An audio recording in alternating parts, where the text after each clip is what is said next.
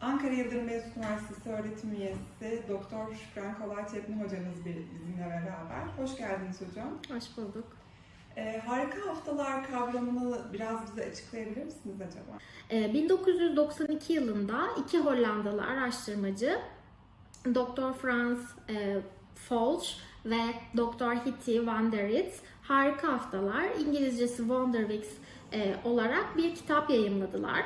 Ve bu çalışmalarında harika haftalar dedikleri haftalarda bebeklerin bir sıçrama, bir atak döneminden geçtiklerini ve böylece gelişimlerinin ilerlediğini söylediler. Harika haftalarda bebekler geçici bir takım değişimler yaşarlar. Bunlar dönemseldir, bu haftalara özgüdür ve her haftanın sonunda da dediğim gibi bebek yeni yetenek kazanarak aslında bir sonraki gelişim basamağına geçmiş olur. Bebeğin gelişimi için önemli adımlardan bahsediyoruz anladığım kadarıyla harika haftalarda. Peki bu harika haftaların belirtileri nelerdir? Biraz önce de bahsettiğim gibi harika haftaların en önemli özelliklerinden birisi bu haftalarda bebeklerin çeşitli açılardan bir takım belirtiler aracılığıyla değişim göstermesi. Bu belirtilerin en çok rastlananları neler diyecek olursak sebepsiz ağlamalar, huzursuzluk, ağlama krizleri, uyku konusundaki değişimler, iştahsızlık veya iştah artışı, beslenirken huzursuzluk gösterme, uyku rutininde rutinden sapmalar, bu bazen şu fazla aralıklı uyanmayan bebeklerin daha sık aralıklı uyanması olabiliyor. Ağlama krizleri şeklinde normalde görülmediği halde bu dönemde görülebilen uyanmalar olabiliyor. Bebekler daha çok kucak isteyebiliyorlar. Ebeveynlerine, özellikle annelerine bu süreçte daha fazla ihtiyaç duyabiliyorlar. Ebeveyne düşkün olmanın yanı sıra genel bir huzursuzluk ve genel ruh halinde, davranışlarında değişimler de yine bu dönemde belirti olarak sıkça karşımıza çıkıyor. Bebekler için ve ebeveynler için zorlayıcı bazı dönemlerden bahsediyoruz ama bu dönemlerin gerekliliğini anlıyorum ben. Doğru mu?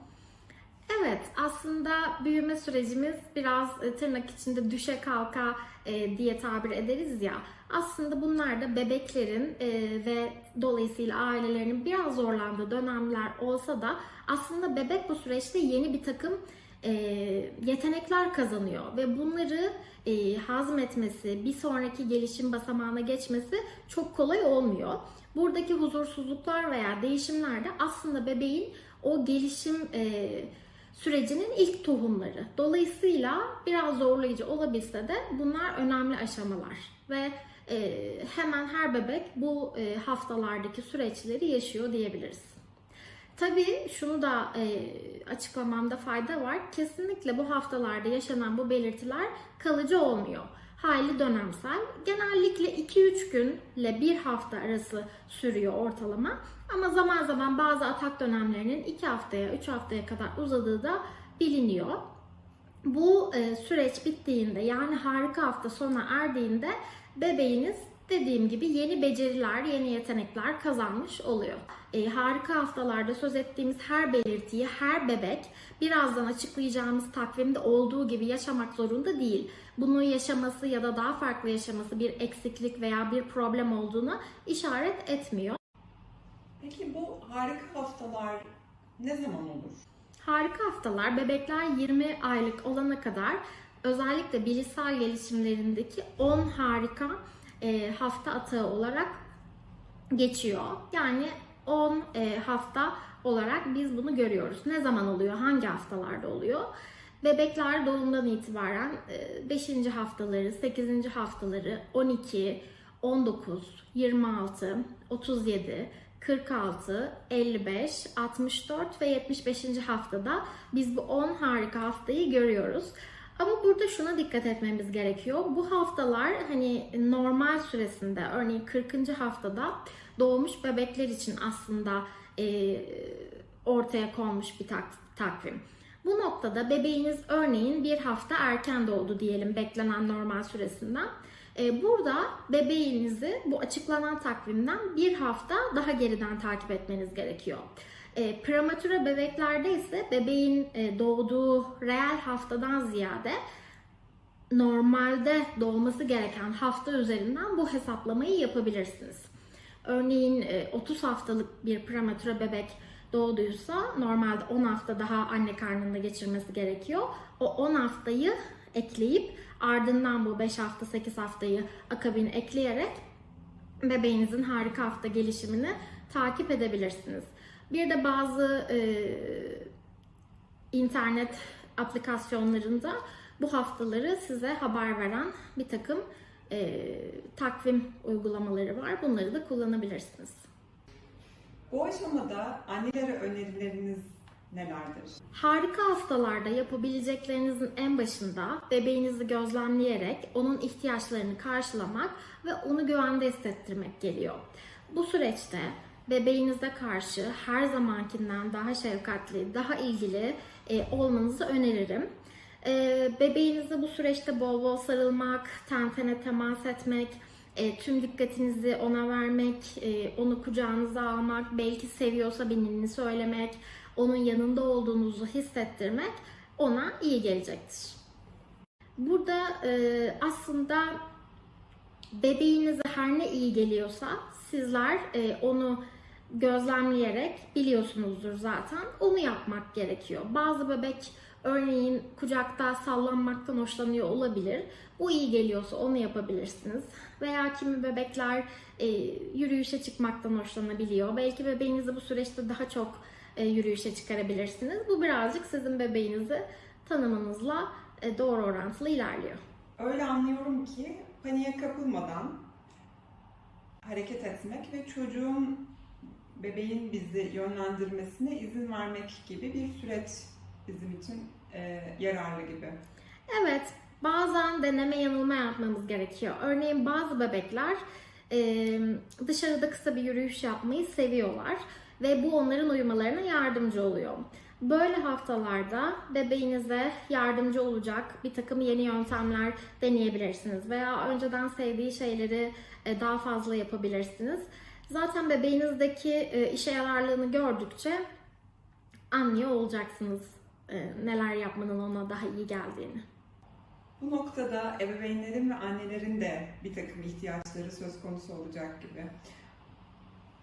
Onlara neler önerirsiniz? Ben öncelikle ebeveyni, hele ki anneyi bebekten, onun ihtiyaçlarını bu süreçte gerçekten ayırmak istemiyorum. Annelerin de tıpkı bahsettim ya biraz önce, bebeklerin ekstra şefkate, ilgiye ihtiyacı olabiliyor bu süreçte diye. Annelerin de bu süreçte kendilerine iyi bakmaları, annelere iyi bakılması hayli önemli.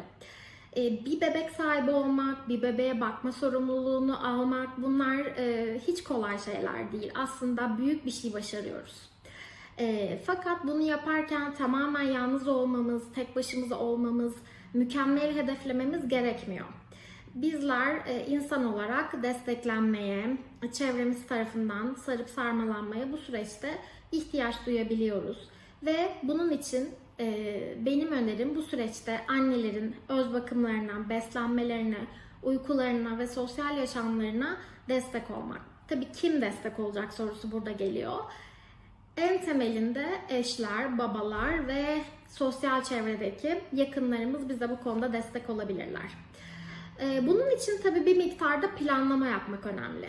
Bazen bir şeyleri en baştan planlamak, belki takvimi takip etmek, şimdi zor bir hafta bizi bekliyor gibi, örneğin çiftin arasında bir konuşma yapması ve bu haftada kim ne işi yapacak, işleri nasıl bölüşeceğiz, işte evin işlerini nasıl yürüteceğiz gibi bir takım şeyleri önden konuşabilirsiniz. İş bölümü yapabilirsiniz.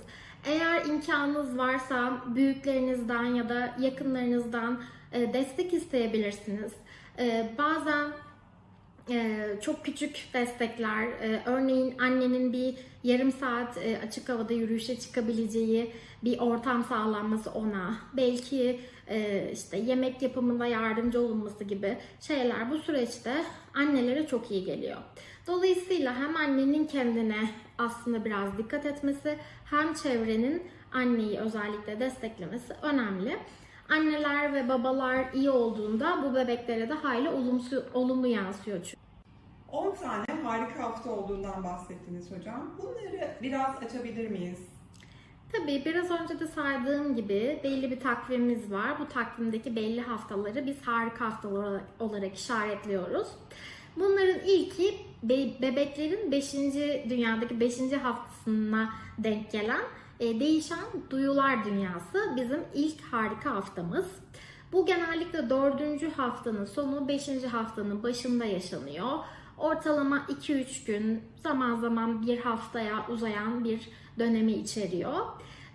Bu süreçte bebeklerde demin saydığım belirtileri işte huzursuzluk gibi, ağlama gibi yoğun görebiliyoruz. Ve bu ilk atak dönemini geçiren bebeklerin duyuları karşı daha hassaslaştığını, dış dünyayla artık daha ilgili olduğunu, etrafında olup biteni daha merakla takip ettiğini ve yavaş yavaş yüzlere bakmaya, hafif gülümsemeler yapmaya başladığını görüyoruz. İkinci harika haftamız 8. haftadaki oluşumlar dünyası dediğimiz harika haftamız. Bu da 8. haftada oluyor ve biz bebeklerin artık dünyayı başka bir şekilde daha farklı algılamaya başladıklarını bu haftada görmeye başlıyoruz. Bebekler artık bu haftada birçok keşifte bulunmaya başlıyorlar. En temelinde kendi el ve ayaklarını keşfediyorlar. Nesnelere karşı aşinalıkları artıyor. Çeşitli böyle farklı ışıklar, şekilleri merak edebiliyorlar. Daha el kol hareketlerini bilinçli şekilde yapabiliyorlar. Böyle etraflarını meraklıca inceliyorlar. Ve farklı dokulara, kontrast renklerin arasındaki farklara dikkat edebiliyorlar. Ve zaman zaman da kısa sesler çıkarabiliyorlar. Üçüncü harika haftamız 12. haftadaki yumuşak geçişler dünyası. 11. haftanın sonuyla 12. haftada görülen bir gelişimsel sıçrama dönemini ifade ediyor bu da. Bu haftada bebekler artık daha hareketli, mesela oyuncaklarını uzanmaya başlayabiliyorlar, bedenlerini daha çok hareket ettiriyorlar ve seslere daha duyarlı oluyorlar. 4. harika haftamızı ise 19. haftada olaylar dünyasıyla görüyoruz. Bu hafta harika haftamız yaklaşık 2 hafta sürüyor. Ve bebekler artık nesneleri daha iyi kavruyor, sesleri daha iyi tanıyor, kendi isimlerine tepki vermeye başlayabiliyorlar. 4. harika haftamız olaylar dünyası ise 19. haftada görülüyor ve yaklaşık 2 hafta kadar sürebiliyor. Bu atak haftası itibariyle bebekler artık nesneleri çok daha iyi kavrayabiliyorlar, farklı sesleri tanıyorlar, kendi isimlerine tepki verebiliyorlar ve 5 duyu organıyla ilgili geçişleri artık çok daha iyi kavruyorlar. 6. harika haftamızsa ilişkiler dünyası. Bu harika haftamızı ise 26. haftada görüyoruz ve ortalama 1 hafta kadar sürüyor. Bu dönemde bebeklerde yine diğer haftalarda olduğu gibi huzursuzluk, uyku problemleri gibi farklı durumlar görebiliyorsunuz. Ve bu haftanın en önemli özelliklerinden bir tanesi bebekler mesafe kavramını öğreniyorlar.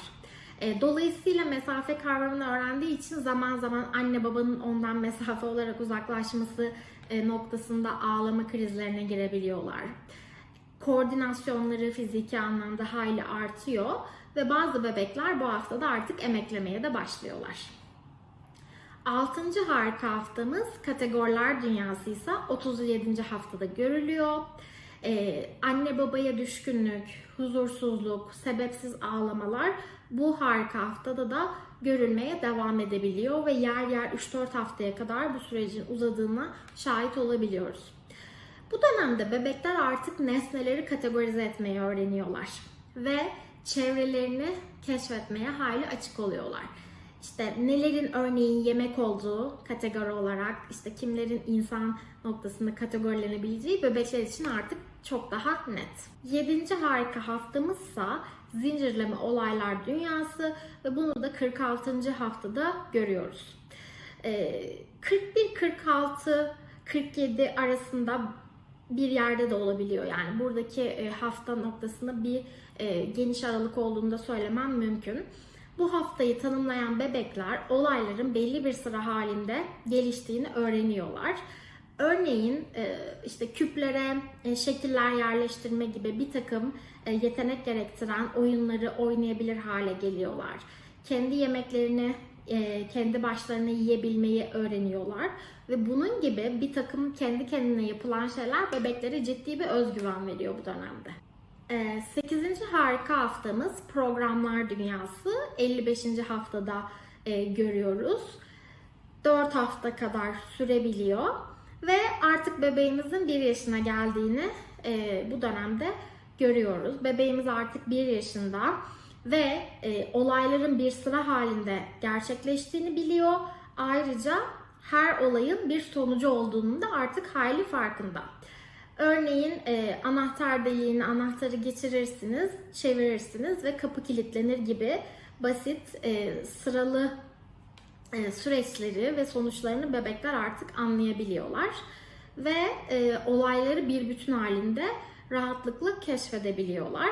Ve dış dünyadaki olayları artık daha sistematik şekilde kavrayabiliyor bu sıçrama dönemini atlatmış bebekler. 9. harika haftamız İlkeler Dünyası. 64. haftada gerçekleşiyor bu harika haftamız. Ve artık 2 yaş yani çocukluk dönemi özelliklerinin bebeklerde yavaş yavaş görülmeye başladığı bir süreci ifade ediyor. Bu süreçte bebeklerin dil gelişiminin hayli ilerlediğini görebiliyoruz. Yürüme başlayabiliyor veya başlamış oluyor veya başlamaya çok yakın oluyor. Emekleme devam edebiliyor. Artık yavaş yavaş rol oyunları, tercihlerini, kendi isteklerini rahatlıkla ifade edilebilen süreçler görüyoruz. Artık bakım verenle ilgili bu harika haftayı tamamlamış bebekler bakım verenleriyle, anne babalarıyla birlikte aktiviteler yapabiliyorlar, yapmaya çok istekli oluyorlar. Son ve 10. harika haftamız 75. harika hafta. 75. haftada görülüyor ve artık bu bizim harika haftalar kapsamındaki son sıçrama dönemimiz. Bu dönemde bebeklerin ben ve sen algısı hayli artık gelişiyor. Bu sıçrama atağından itibaren bebekler artık kendi davranışlarını koşullar çerçevesinde belirleyebiliyorlar. Empati yetenekleri ve kendi özdeğerleri hayli oluşmaya başlıyor. Daha önce edindikleri kabiliyetleri kendi istekleri doğrultusunda kullanabiliyorlar ve davranışlarını çok daha kendi tercihlerine göre şekillendirebiliyorlar.